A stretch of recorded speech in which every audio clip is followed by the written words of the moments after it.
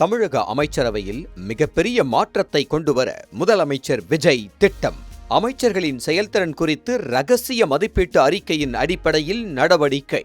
4 அமைச்சர்கள் நீக்கப்பட்டு முக்கிய துறைகளும் மறு ஒதுக்கீடு செய்ய உள்ளதாக தகவல். என்ன நடக்கிறது? விரிவாக பார்க்கலாம்.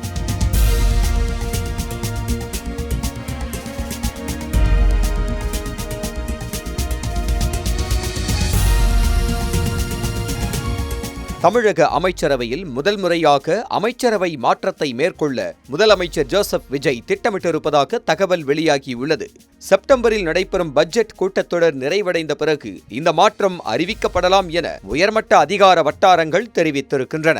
முதலமைச்சரின் உத்தரவின் பேரில் தலைமைச் செயலாளர் எம் சாய்குமார் தயாரித்த ரகசிய செயல்திறன் மதிப்பீட்டு அறிக்கையின் அடிப்படையிலேயே இந்த அமைச்சரவை மாற்றம் மேற்கொள்ளப்பட உள்ளதாக கூறப்படுகிறது.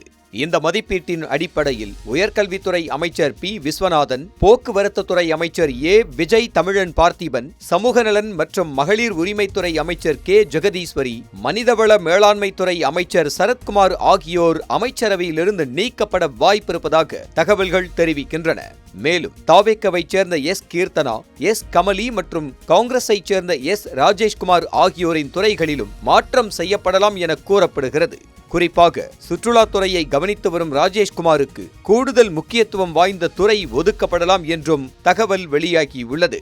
இதற்கிடையில் அதிமுகவிலிருந்து விலகி தாவேக்கவில் இணைந்த முன்னாள் அமைச்சர்கள் C Vijayabaskar, M R Vijayabaskar, முன்னாள் எம்எல்ஏ மரகதம் குமரவேல் ஆகியோர் இடைத்தேர்தலில் வெற்றி பெற்ற பிறகு அமைச்சரவையில் இடமளிக்கப்படலாம் என்றும் தகவல்கள் தெரிவிக்கின்றன.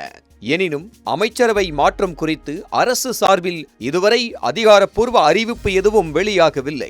இந்த தகவல்கள் அனைத்தும் உயர்மட்ட வட்டாரங்கள் மற்றும் அரசியல் வட்டாரங்களில் வெளியாகியுள்ள தகவல்களின் அடிப்படையிலானவை என்பது குறிப்பிடத்தக்கது.